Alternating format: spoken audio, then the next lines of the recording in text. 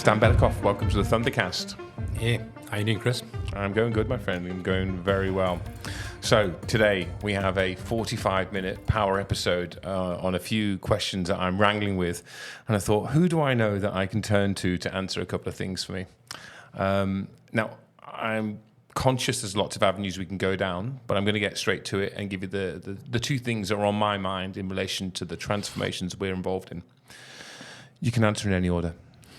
Number one, I'm wrangling with the advantages of combining delivery and development together, as in software development and delivery teams, and having this underpinning of a change mindset. And what are the advantages of that versus having them as separate streams, which is something I'm seeing. And then the second thing I'm wrangling with, and I think maybe it's part of the same picture, is about alignment of engineering and architecture as a team and the advantages of that too.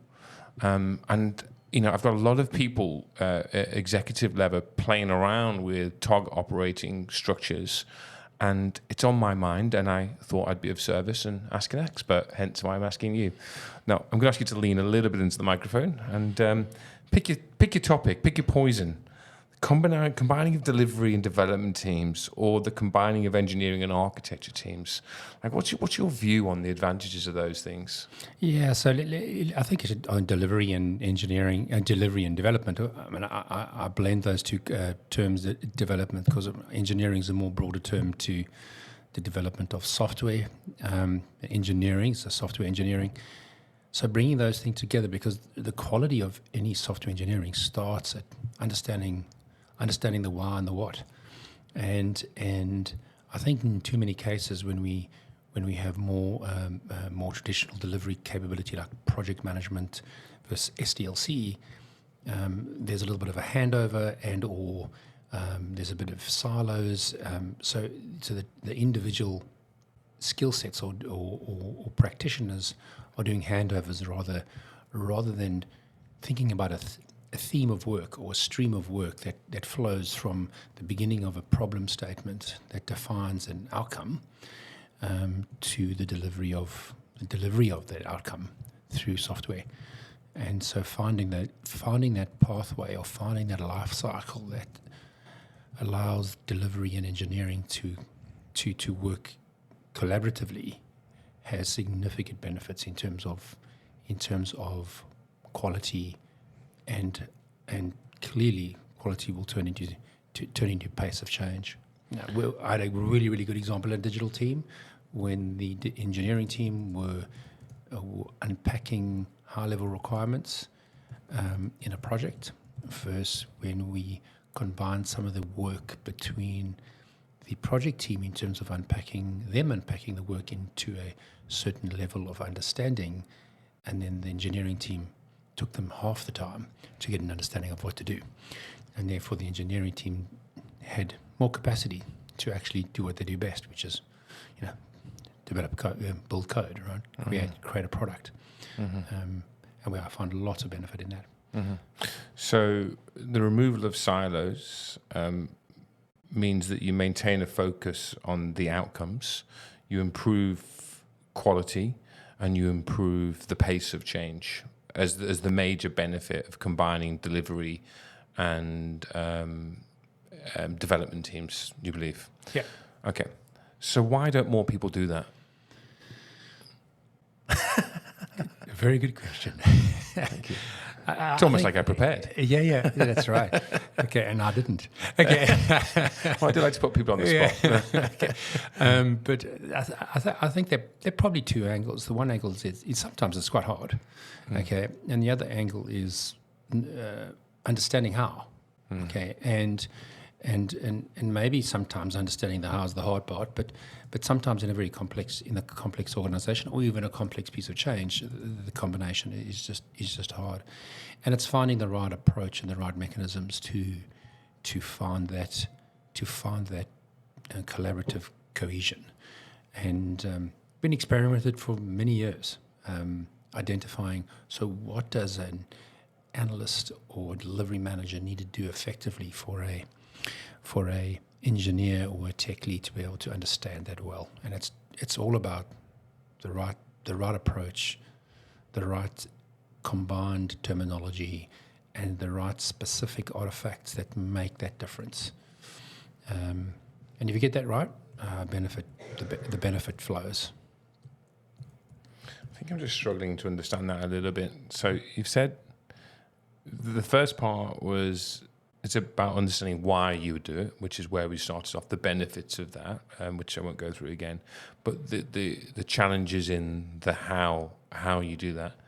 And, you know, if I just revisit that, one of the themes I picked up there is about language and terminology, but and I think maybe I was just tuning out a little bit as I was processing about how someone does that. So, like, what am I missing there? Because surely language, maybe it isn't language, maybe language alone. Is it? You know, can you just bring that out a little bit more? Yeah. For me, So please? I think if you look at the way the individual practitioners work, it's how do I define the strategy, how do I define the benefits and objectives, how do I define the requirements, how do I define the design, how do I then build the code, and all of those are individual standards. Now, if there's a theme that runs across all those, that coordinates those standards, then when I get to engineering or development, the clarity of what I have to do is a lot better. And I say it's never perfect. There's no such thing as perfection, but it's a lot better, which means I spend less time trying to work out what I need to do, and more time on doing it. So, I mean, let's think about a simple example. In the agile world, an analyst will create an epic. So an epic really is a definition of a requirement. So a traditional term called a requirement, in agile we'll call it an epic. The question is, how have you defined the epic? If the epic is clear, now working with quality teams, they always want to see an epic is clear and unambiguous. Now that in itself is an important message. Is it clear and unambiguous, that epic? Because if it's clear and unambiguous, then immediately the development team understands it. The second thing is, do I have a set of acceptance criteria? The combination of those two things. Now, there are other things, so please, it's not just those two things going to solve the world peace, okay? But think about those two things, clear and unambiguous requirement and acceptance criteria. Immediately, a development team can pick that up and say, I'm good, right? I can break that down into, if you're using Agile, into user stories and start developing some code, understanding what I'm testing against, and using all the different methods of engineering, whether you test-driven engineering, test-driven development, or I define my testing strategy against those acceptance criteria, and then I do my development. Whatever pattern you use, those two things are already giving you a lot more clarity in terms of what I need to do to develop than you had before. I was thinking about a conversation we had some time back about, you know, a lifetime of experience, you know, trying to drive outcomes for CIOs. And a question you're making me, it just popped into my head, and we'll come back to the themes you just talked about there, is that how far removed from the action can those functions roll up to? Because what I mean is, ultimately, those functions do roll up to a CIO or a head of transformation or something. But I think, and this is an assumption I'm working on, that, and this is such bad language for me, I know, but almost at the doing level, you have to be responsible for, like, the execution as opposed to the strategy. And so where does that line naturally occur, like, in your experience? No, great question. Sorry, it's what? It's a great question. Is it? Oh, good. Thank you. It's a great question. ChatGPT. No, I'm joking. That was me. That was my brain. That's a great question. It sometimes doesn't. And that's obviously a part of a problem. Okay, and that's what we struggle with in the industry, right? How do we make sure that strategy to execution is in alignment? And again, it comes down to the same thing I mentioned before. It's conceptually not difficult, but in practice, it becomes. So what is it? Understand my problem, understand the objective, understand the benefit. Right, that create. So what's the capability? So what's the purpose of this change? And unpacking that purpose, that capability, into a well-defined outcome, okay, which becomes the beginning of your traceability of that change, and all requirement and everything leads back to that. So now you have a high-level view of what your change is, basically problem, objective, benefit, related to high-level capabilities and what we want to change. And you break that down, okay, into a set of requirements for delivery. So that is a critical part of combining strategy and execution. And at a CIO level, you don't need to know the detail. You just need to know that activity or that approach is actually being implemented. And touching on that on a regular basis is just helpful. You can ask a few questions and you'll very, very quickly be able to see the outcome. So if you're taking a big program and you say, okay, I see you making this change, because usually a CIO will be involved in some conversation around a big program change. They said, well, how does that relate back to the purpose of the change?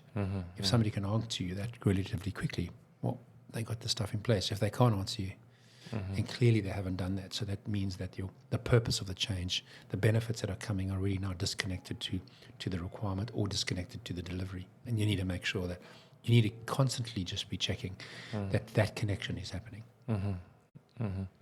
Does okay, so you've got the CIO connecting strategy and outcomes, but underneath the CIO, direct reports, who are where you've got the aggregate of those functions.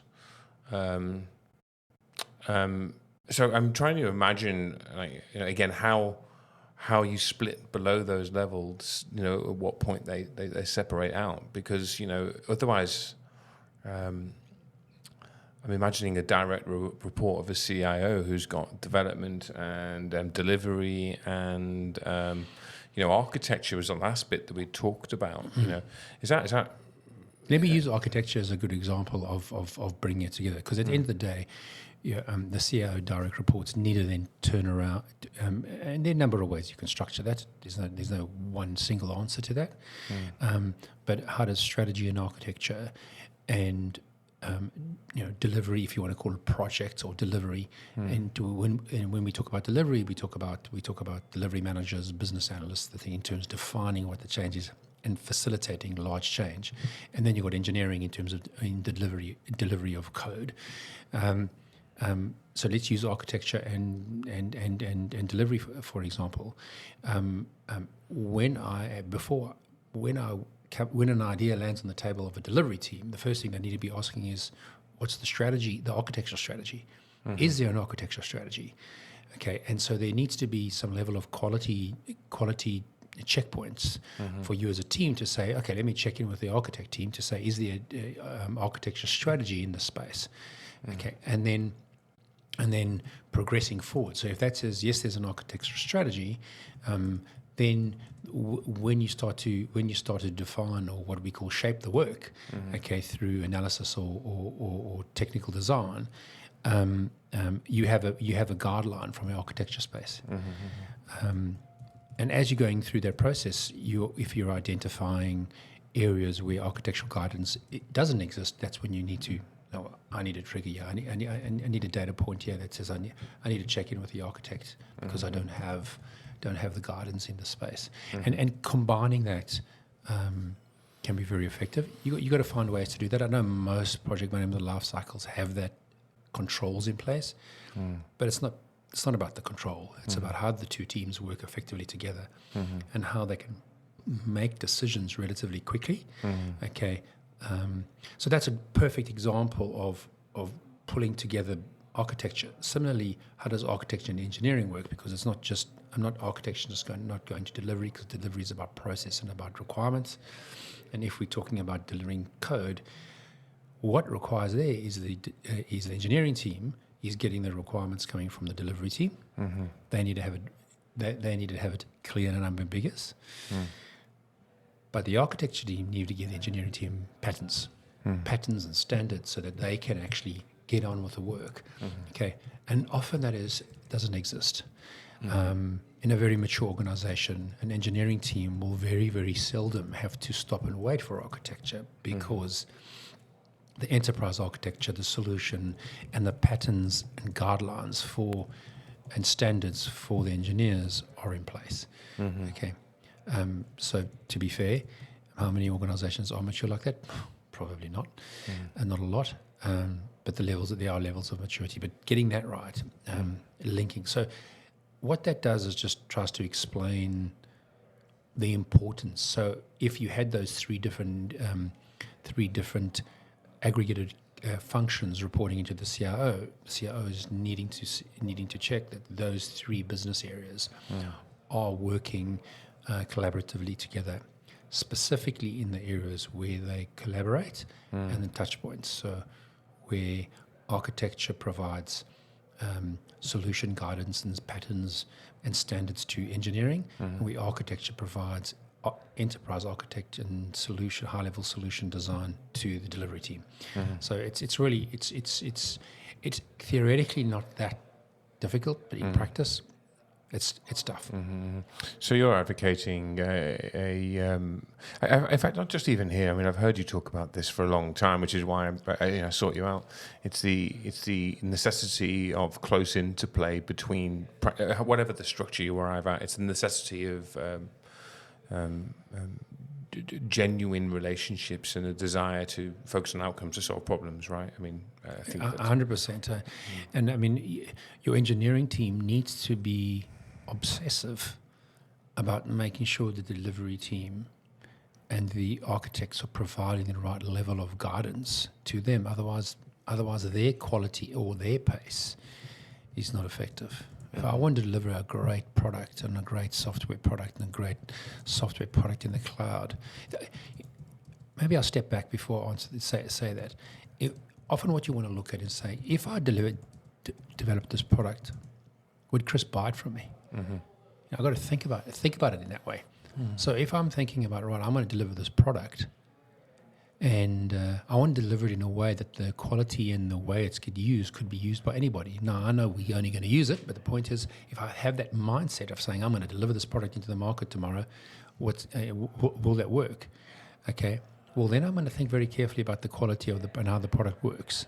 Okay. And therefore, I don't want to start building my product if I don't have the right architecture guidance or the right delivery guidance or business requirement linked to business benefits.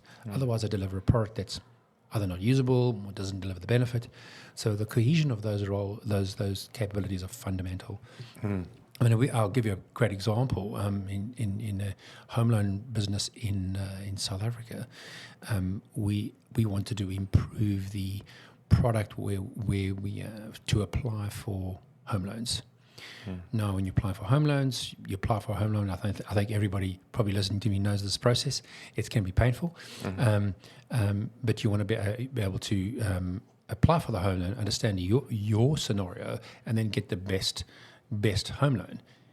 So how can we help the agent as well as the customer to be able to go through a process and a digital product that assesses gives them a rough assessment of who they are and what they can potentially buy, okay, and at the same time, okay, integrate to the banks to get the best result, okay. So we built a product, a digital product, okay, back end, middle tier, front end, to be able to speed up that process. So for the company at the time, we reduced the cost of the process by 50% and the speed of the process by 50%. To the extent that at some point there was a time in South Africa where the economy was struggling, and I threw out a little branch to our biggest competitor, the chief operating officer. Says, "How are you struggling? How are you handling through this time?" And I said, "You want to share some tech conversation?" And we had a conversation, and we landed up agreeing that they would test our platform to see if it would help them save money, and then they would invest in the platform. Okay, and we'd put it into a joint venture. Well, and they said, okay, let's take 3 months. And I said, no. You just need this, this, and this, and give us 2 weeks. And in 2 weeks, we're up and running, done. Okay, it saved their time and money to deliver a few home loans, and they were sold. They were building 93 integration points, and now they had to build two or three integration points the middle tier did the job. We put it into joint venture. That application now probably channels about 65% of the origination home loan business in South Africa right now. And that's just, it wasn't because we wanted to do that. It's because we had the mindset of engineering standards. Is the architect in place? Is the architecture in place? Is the requirement right? Okay, and do we have the right engineering standards that we can put this product into the market and manage it successfully? And the opportunity arose. The product was there. It wasn't like we built the product for the market. The market was needing, and we had the product just to plug in. If you were building I love the example, and the mind boggles about the advantages to be gained by having frenemies, in a similar market. I think that, I don't know, maybe we live in a more collaborative landscape now than we have in the past. But I still would imagine organizations struggling to share platforms, I guess, unless it's, something they're trying to sell on. I don't know. I'm just trying to think of examples off the top of my head. You're 100% right. I think. This was before the big boom of AWS, right? So there it is now, right? AWS, shared platform. Got it. Yeah. It was pretty much. I'm not saying we built AWS, but I'm saying we built something similar, although it was very specific to that process. But it had an infrastructure platform, and so we had an infrastructure as a service, we had a platform as a service, and we had a software as a service. We built it in that way. We built it in that thing, and it suddenly became a need in the market. If you work with that mindset of building product in the way you should build a product, opportunities come. It's funny, you're actually triggering a thought now. I said I can't think of an example. I was talking to someone recently about an organization trying to build that capability for member organizations. And so maybe it does still exist. I'd have to think about how I can talk about that at some point in later days. If you were leading a transformation, starting it from scratch, to say it's an existing organization, greenfield, the way that you're making me feel when you spoke about that is it's probably most important to start with the standards. Like if you had to choose an order, you've said delivery, you've said engineering, and you've said standards frameworks.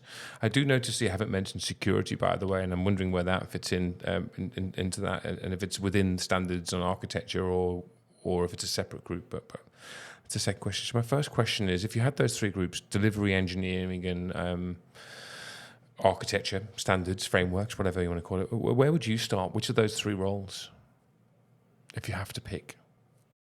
Oh, it's a good. Again, I don't think there's a single answer to that. The bottom line is, where am I today? Okay, and what are the problems I'm trying to solve for? Once I understand the problems we're trying to solve for, we need to look then at those areas and determine what are the limitations of those three areas. Because depending, if you want to run there are very few organizations that are starting from zero. When you run a transformation, you're starting from somewhere. So it's understanding where you are today. And so you may have a great architecture practice, you may have a great engineering practice. And the question is it in the delivery practice? So the question is, what's the problem, what's the outcome I'm trying to achieve? And then determine between those, what are the things we need to address and uplift? And then I would prioritize those in order of value. So it would say, if I improve the standards and patterns out of architecture moving into engineering, I'm going to significantly improve quality, rapidly. That's maybe a good place to start. If that's everything you're saying is it depends on the context, right? 100%. I think, and just not about your area and your delivery domain. I was reflecting on me today, and like, why would anyone choose me to help them deliver a thing? Really, and it was triggered by a post I saw about being unconsciously competent in certain aspects of my work, and I think you can't.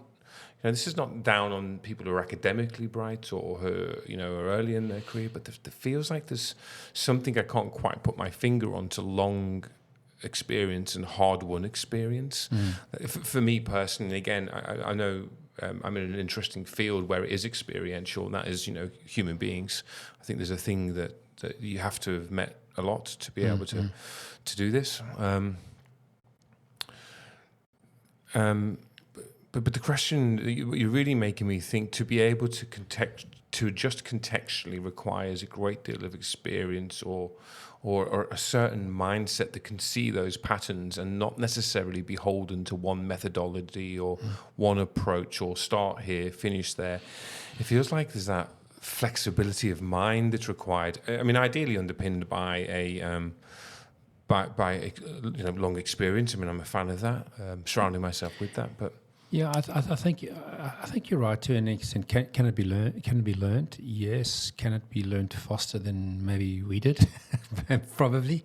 I mean, yes, experienced always has a massive benefit. Obviously, we've come out of the engineering space, and I think if you think about it, like Thunder Labs has come, it's come out of the engineering space. But I think just like you say, okay, engineering is great. I can deliver a great product, but it's got to make a difference. It's got to have a purpose. It's got to be there for a reason. It's got to provide a business benefit, and therefore, hold on, I'm doing a lot of good stuff, but is it adding value? So you is it over time? Okay. Or is a realization somewhere in your career? It could be when you're 2, or it could be when you're 200. Okay, that if I don't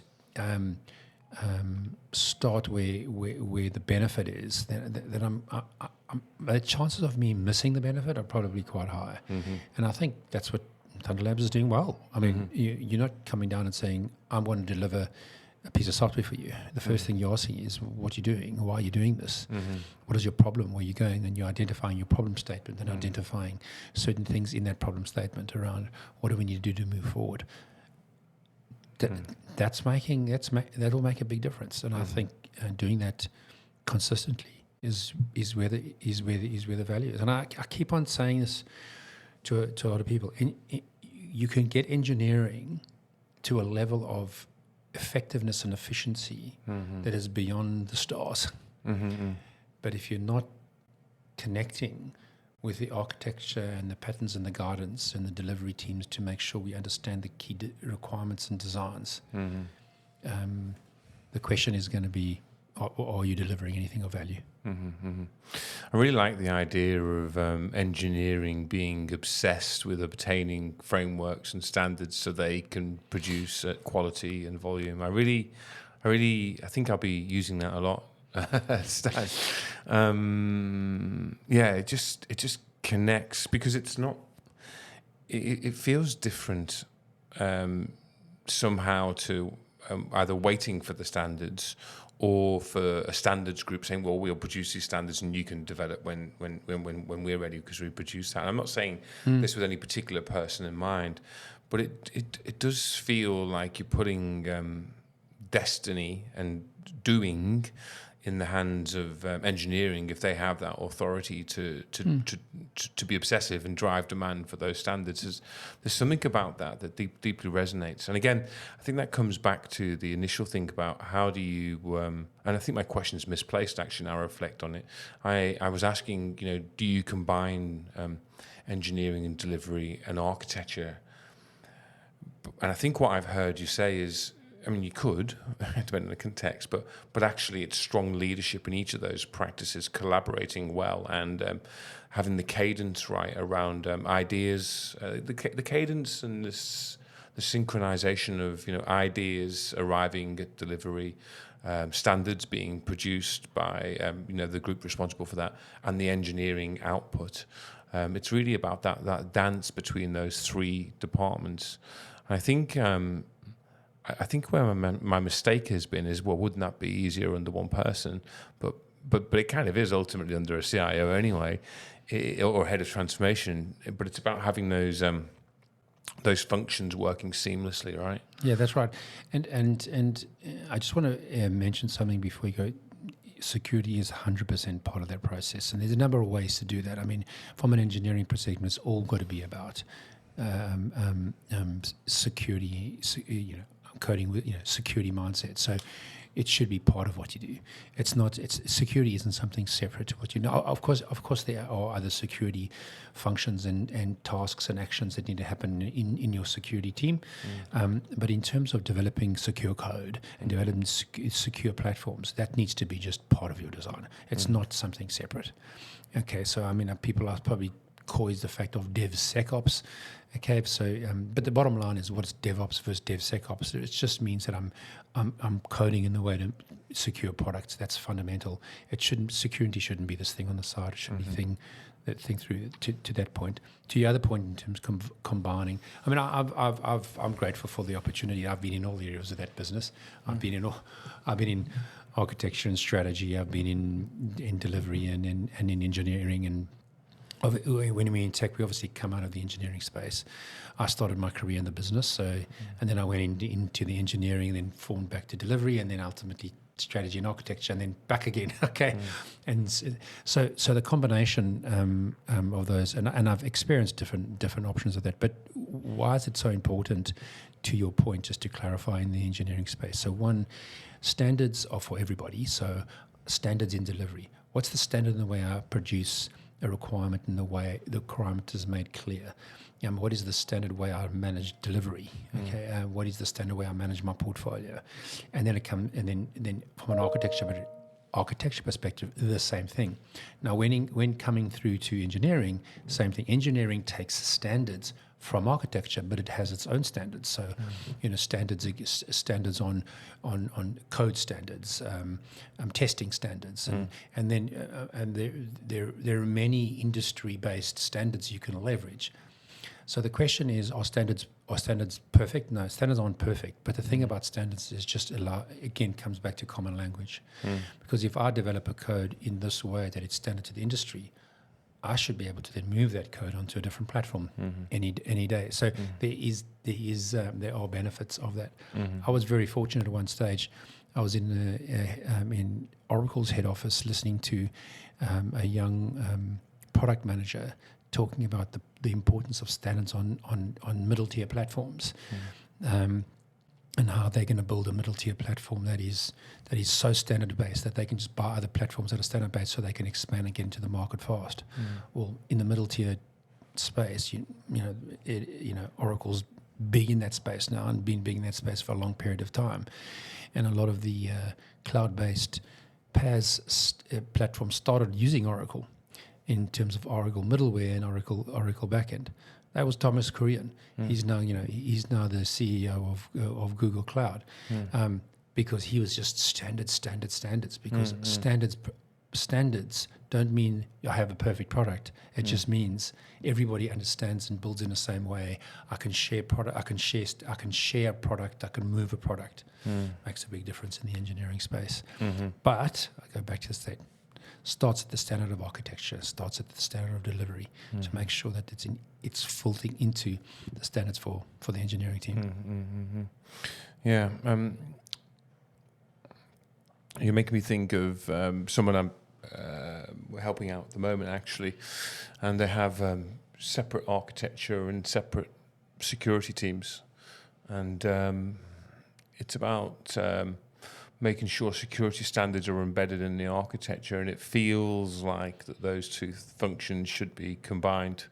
Feels like to me, or at least have a heavy cyber-minded architect in the architecture team, or overseeing it somehow. Yeah. So the second one for me seems to often work. So obviously, when we're talking about things like pen testing and all that, those are the things really that the security team look after. But obviously, the security team does a lot of assurance, right? Does the engineering team have the right standards in place to deliver secure code? But on the same case, does the architect team have the right coverage? And in most cases, having a security architect in the architect team makes a huge difference. So the architects should have coverage across all technology and all standards for IT. So there are different ways to do it. I mean, there's no one size that fits all, and each of them have pros and cons. I've seen that work really well. But yeah, so how bringing those together is all is the art in good quality software. And ultimately, when it's good quality software and good quality delivery, you're going to get things. You're going to deliver benefits faster. That's the outcome eventually. All right. Well, I'm going to try and distill down what I've learned in the past 43 minutes. And this might be, not that I'm in the position to give advice, but it's more about me to look out for what the type of work that I do, which is, very interesting. Lucky me. It's that you've really advised, I think, to have an eye. This is for CIOs or transformation executives or leaders in general, but I think these things apply all the way through the hierarchy. And the distillation is, look for leaders who are collaborative, want to play with their peers. And in your case, you've talked about peers being delivery, engineering, architecture with an embedded security mindset. That they're flexible, like it's not their way or the highway, because you need that. People, I think this isn't what you said, but you make me think that people who can play out of position.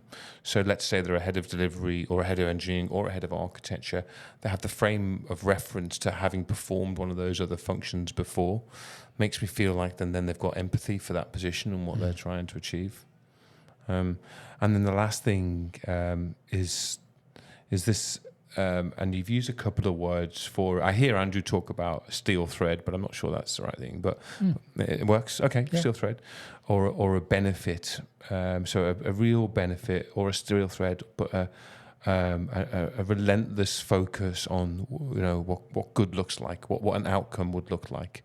I'm using a few things there. So that's how, as I've distilled what I've heard from you, it's like those demeanors. Does that ring true for you? Yeah, 100%. So, and what I use for steel thread rather is just traceability of purpose to outcome, which is once I've defined the problem, objective, and benefits, I define the purpose of the capability that's changing. So why does this piece of business, why does this activity in the business exist?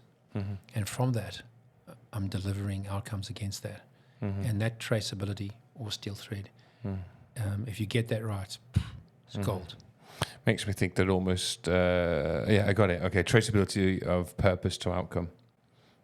It makes me think that even within my own organization, do I do a strong enough job talking about that? And am I assessing the right criteria when I'm hiring and also when I'm assessing people's performance against the purpose? I don't know. There's some gold in that. I think, again, we said a power episode, which means we are out of time. But like I said at the beginning, it feels like there's many avenues, as always, we could go down in this stuff, Stan. So thank you for helping me work through some things. I feel like it's a psychology. Do you charge by the hour for this stuff? I feel like it's a good session. All right. Thanks very much. All right. Thanks, Chris. Cheers. Yeah.